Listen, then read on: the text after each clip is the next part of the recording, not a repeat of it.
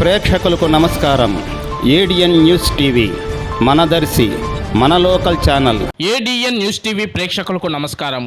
వార్తలు చదువుతుంది మీ ప్రసన్నారాం.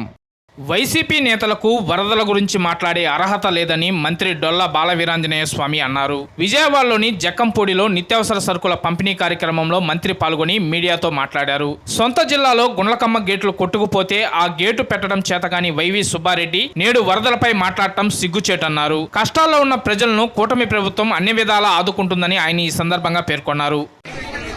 అకాలంగా వరదలు వచ్చాయి. మా ముఖ్యమంత్రి కలెక్టరేట్లో ఉండి రివ్యూ చేస్తా ఉన్నారు, సమీక్ష చేస్తా ఉన్నారు, ఎప్పటికప్పుడు ప్రజలకి ఆసనాహం అందిస్తా ఉన్నారు. మంత్రులు, అధికారులు అందరూ కూడా సహాయ చర్యలు నిలుపుతున్నాయి అన్నారు. ఈరోజు వైవి సుబ్బారెడ్డి వచ్చేసి గేట్ ఇల్లు కాపాడుకోవడానో ఏదో పిచ్చి పిల్లపలు మాట్లాడుతూ ఉన్నాడు. నీ సొంత గ్రామం, నీ సొంత ప్రాంతాల్లో గుండ్లకమ్మ గేట్లు కట్టకపోతే నువ్వు ఏం చేశావు?